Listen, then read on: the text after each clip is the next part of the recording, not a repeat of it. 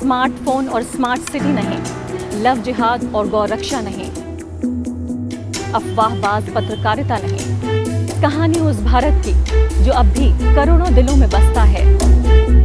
हम हैं असली भारत, हम भी भारत। नमस्कार, हम भी भारत में आपका स्वागत है। मैं हूं आरफा खानम शेरवानी। आपको याद होंगी 60 और 70 के दशक की कुछ बॉलीवुड फिल्में जिसमें एक बड़ा मजबूत जमींदार या ऊंची जाति का व्यक्ति हुआ करता था किसी गांव में, जो कि गरीब लोगों को परेशान करता था, निचली तथाकथित निचली जाति के लोगों को परेशान करता था, वहाँ महिलाओं के साथ ज्यादती करता था और एक साहूकार जैसी भूमिका उसकी होती थी जिसमें खून चूसता था वो लोगों का। और उसके आगे पुलिस, प्रशासन, सत्ता सब कुछ कमज़ोर होते थे, माजूर होते थे। आज ऐसा लगता है कि उत्तर प्रदेश में वही दौर लौट आया है। हम बात कर रहे हैं उन्नाव की, उन्नाव ज़िले की उस घटना की जहां पर एक लड़की ने आरोप ये लगाया है कि दरअसल लगभग 1 साल पहले बीजेपी के एक विधायक ने कुछ और लोगों के साथ मिलकर, जिसमें विधायक का भाई भी मौजूद था, उसके साथ गैंग रेप हुआ है, सामूहिक बलात्कार हुआ है। 1 साल तक दर दर ये लड़की भटकती रही, इंसाफ की पुकार करती रही और जब सब कुछ भी उसके हाथ नहीं लगा तब वो उत्तर प्रदेश में लखनऊ में आकर जो मुख्यमंत्री निवास है वहाँ पर वो पहुँची, सीएम ऑफिस पहुँची और वहाँ पर उसने ये धमकी दी कि अगर उसे इंसाफ नहीं मिला तो वो अपने पूरे परिवार के साथ आत्मदाह कर लेगी, आत्महत्या कर लेगी। उसके बाद कहीं जाकर प्रशासन की आंखें खुली। लेकिन आपको ये जानकर और भी ज़्यादा हैरानी होगी कि मुकदमा दरअसल इसी जो पीड़ित लड़की है उसके पिता के खिलाफ दर्ज हुआ। वो जेल गए और जेल के अंदर इस बात को लेकर विवाद है कि उनकी जो पिटाई है वो इस तरह से पिटाई हुई कि उनकी फाइनली आखिरकार मौत हो गई। इस बात को लेकर विवाद है कि ये पिटाई जेल के अंदर हुई या जेल के बाहर हुई। कई लोगों का क्लेम ये है, आरोप ये भी है कि पिटाई दरअसल जेल के अंदर जो एमएलए हैं जिनका नाम है कुलदीप सिंह सेंगर, जो कि बंगर माऊ कॉन्स्टिट्यूएंसी से एमएलए हैं बीजेपी के, 51 साल के हैं ये, इनके भाई के ऊपर यह आरोप है कि इतनी पिटाई इस व्यक्ति की जो लड़की जो है पीड़ित लड़की, उसके पिता हैं, कि उनकी मौत हो गई। यानी जेल से उन्हें अस्पताल ले जाया गया और अस्पताल में उनकी मौत हो गई। आप ये देखिए कि फिलहाल 1 साल के भीतर जो उत्तर प्रदेश की योगी आदित्यनाथ की सरकार है उसमें किस तरह का जंगल राज देखने को मिल रहा है, जहां प्रशासन जो है वो पूरे तरीके से सत्ता के आगे घुटने टेक कर बैठा हुआ है। अभी फिलहाल ये प्रोग्राम की रिकॉर्डिंग तक जो भाई हैं कुलदीप सिंह सेंगर के, उनको गिरफ्तार किया गया है और स्पेशल इन्वेस्टिगेटिव जो है टीम है, एसआईटी जो है वो बिठाई गई है। लेकिन 1 साल तक दर दर ये लड़की भटकती रही, जिसके साथ ज्यादती हुई और अब उसका जो पिता है उसके, वो भी अब जीवित नहीं है। और कानून व्यवस्था के नाम पर देने के लिए आम जनता को अगर योगी आदित्यनाथ के पास कुछ है तो वो है जुडिशियल डेथ्स, यानी जेल के अंदर जो है वो मौतें हो जाना, और इसके अलावा एनकाउंटर किलिंग। वो खुद ये कहा उन्होंने ऑन रिकॉर्ड कि जो व्यक्ति गोली की भाषा समझता है हम उसे गोली से जवाब देंगे। नेशनल ह्यूमन राइट्स कमीशन की जो रिपोर्ट है वो ये कहती है कि दरअसल उत्तर प्रदेश में जुडिशियल डेथ्स और एनकाउंटर किलिंग जो है वो पूरे देश में टॉप किया है। यानी किसी और चीज़ में नहीं, मानवाधिकारों की रक्षा के लिए नहीं, महिला सुरक्षा के लिए नहीं, सामाजिक न्याय के लिए नहीं, किसी और जो विकास के जो इंडिकेटर्स होते हैं उनमें नहीं, बल्कि काउंटर किलिंग्स और जो जुडिशियल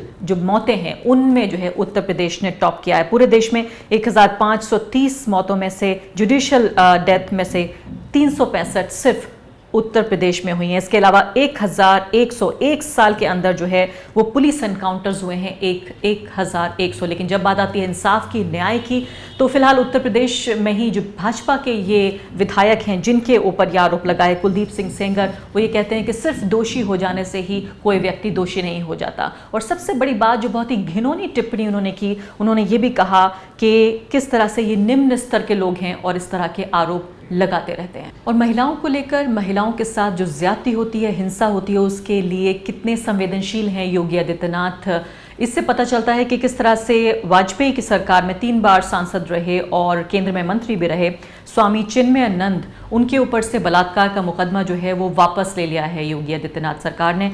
और आरोप इसमें यह था, जो लड़की जो पीड़ित थी उसने आरोप ये लगाया था कि दरअसल जो स्वामी चिन्मयानंद थे इनके आश्रम में जो है इस लड़की के साथ ज्यादती हुई और बलात्कार हुआ दरअसल। तो आप ये देखिए कि कितनी संवेदनशीलता जो है योगी आदित्यनाथ दिखा रहे हैं कि ये मामला वापस ले लिया गया। इसके अलावा आपको ये तो याद होगा ही कि किस तरह से खुद योगी आदित्यनाथ ने मुख्यमंत्री पद पर बैठे हुए अपने खिलाफ जो मामले थे वो भी वापस ले लिए हैं, और कई मामले इस तरह के हैं जो मुजफ्फरनगर दंगों से जुड़े मामले हैं जिनको वापसी का रास्ता जो है उन्होंने खोल दिया है। उन पर जो मुकदमे हैं उनको वापस लेने का, जो उनके नेताओं के ऊपर जो मुकदमे हैं उनको वापस लेने का रास्ता भी खोल दिया है। तो उन्नाव मुद्दे पर बातचीत करने के लिए हमारे साथ दो खास मेहमान मौजूद हैं। कविता कृष्णन है हमारे साथ स्टूडियो में, जो कि सेक्रेटरी हैं AIPWA, जो कि all India progressive women's association है, और दूसरे खास मेहमान अजय आशीर्वाद हैं, डेप्यूटी एडिटर हैं द वायर के, और उत्तर प्रदेश में जो हैं वो वहाँ से खबरें करते हैं, स्टोरीज़ करते रहते हैं और अच्छे तरीके से जानते हैं इस इलाके को।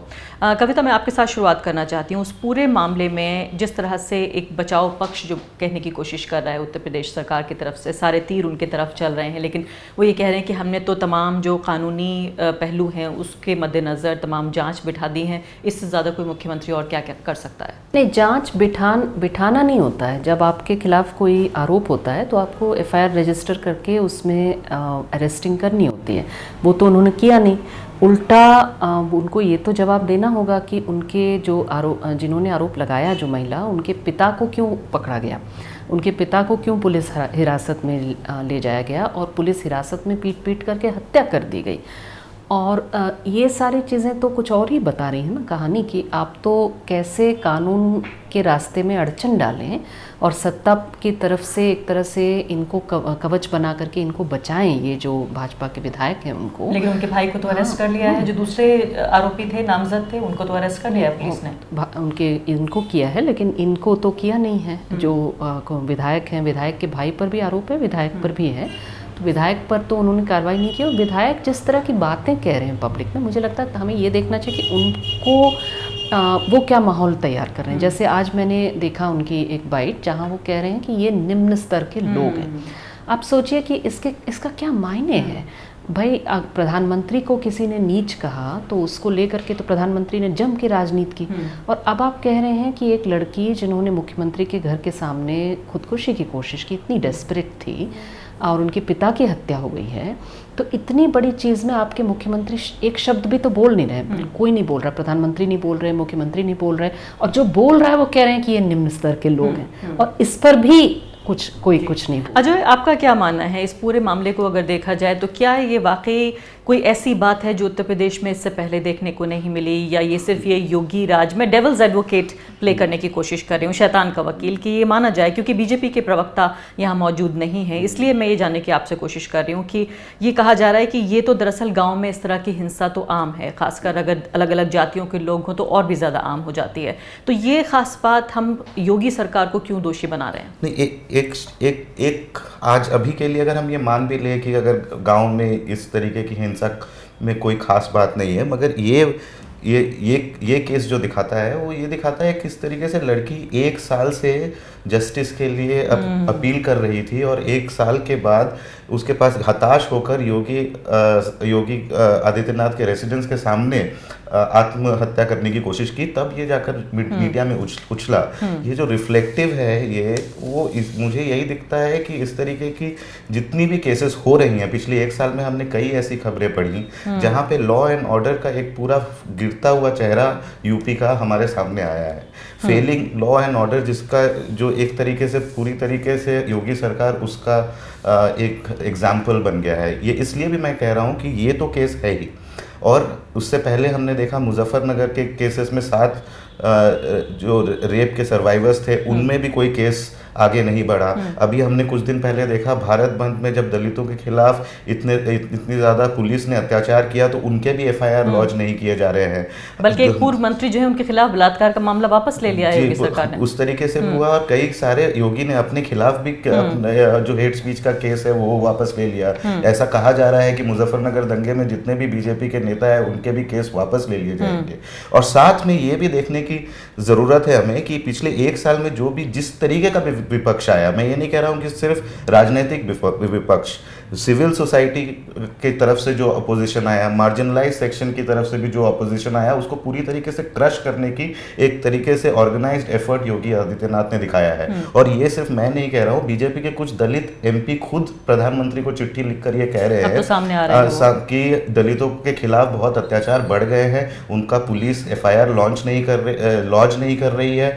यहाँ पे जो अभी नए इलेक्टेड प्रवीण निषाद गोरखपुर में आए हैं सपा से एमपी बनकर, वो कह रहे हैं कि एडमिनिस्ट्रेशन उनकी सुन नहीं रहा है। और हमें याद करना चाहिए कि सपा के सरकार में जब उनके एमएलए गायत्री प्रजापति पे इसी तरीके से बलात्कार का चार्ज लगा था, तो बीजेपी ने इसको एक नेशनल इशू बनाया था, असेंबली स्टॉल कर दी थी, गलियों में, रास्तों में चक्का जाम कर दिया था। ये अच्छी बात आपने याद दिलाई है कि किस तरह से जो दोगलापन है बीजेपी का, कि एक तरफ जो है जब अगर वो ऑपोजिशन में होते हैं, वो विपक्ष में होते हैं, तो किस तरह से जो दोहरे मापदंड अपनाए जाते हैं। इसमें सबसे दर्दनाक बात जो है अजय, वो है कि जो लड़की है, जो पीड़ित है, जो लगभग 1 साल से इंसाफ के लिए पुकार कर रही थी, दर दर भटक रही थी, उसके पिता की भी हत्या हो जाना और पूरे प्रशासन के जो है वो जू ना रेंगना। प्रशासन, आपको लगता है कि क्या एक फेल्ड, एक नाकाम प्रशासक, एक नाकाम एडमिनिस्ट्रेटर हैं आदित्यनाथ? एडमिनिस्ट्रेशन, जितनी मेरी बात होती रहती है बहुत सारे वहाँ के लोगों से कि एडमिनिस्ट्रेशन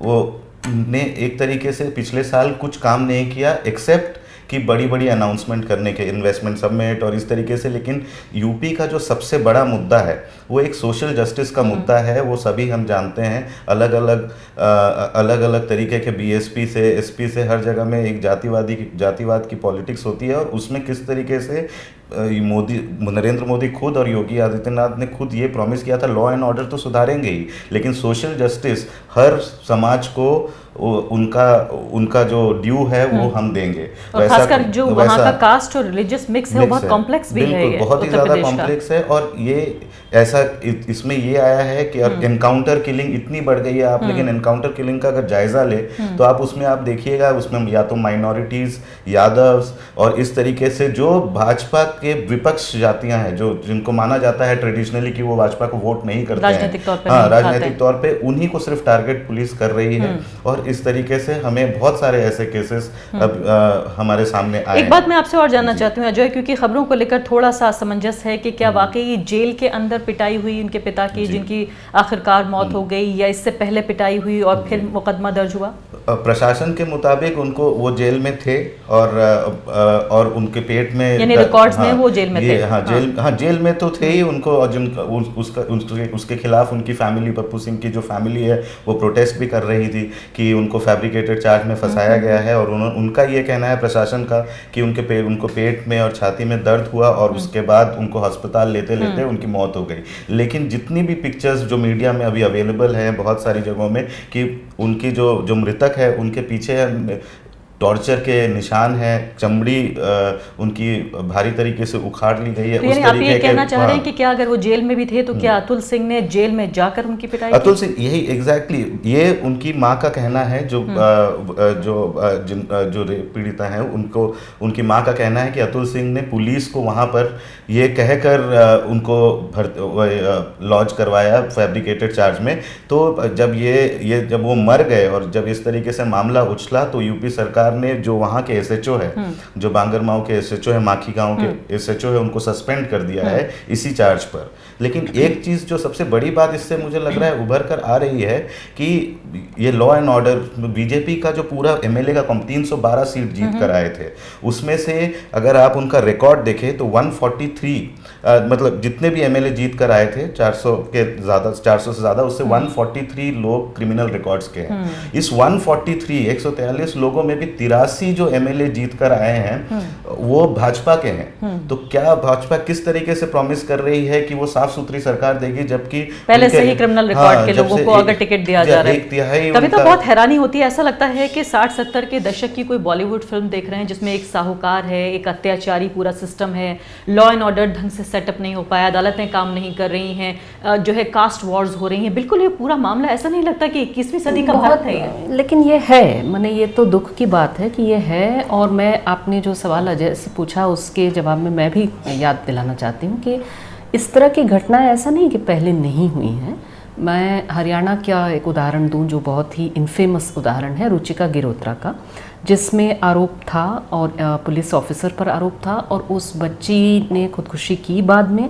और क्यों खुदकुशी की? क्योंकि वो केस वापस ले लें, दबाव बनाने के लिए उनके भाई के खिलाफ फर्जी केस, उनके फैमिली मेम्बर्स के खिलाफ फर्जी केस, ये एक पैटर्न है जो सत्ता इस्तेमाल करती है हमारे देश में।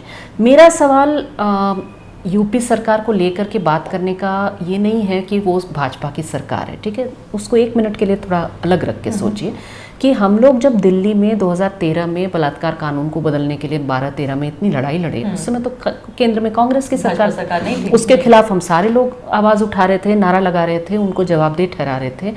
आज ये क्यों हो रहा है कि आज हम लोग जब कहते हैं कि जो भी सरकार है मौजूदा राज्य में, हम लोग तो बसपा सपा की सरकार के दौरान भी हम आवाज उठा चुके हैं उत्तर प्रदेश में, हम जब बीजेपी सरकार को कटघरे में खड़ा करना चाहते हैं जैसे हमने पिछले सरकारों को किया, तब तुरंत ये आता है कि नहीं, आप भाजपा की सरकार के खिलाफ नहीं बोल सकते, फिर आप देशद्रोही हो जाएंगे, आप गलत हो जाएंगे, आप हिंदू विरोधी हो जाएंगे, वगैरह वगैरह। ये लेबल हम पर पहले नहीं लगा करते थे।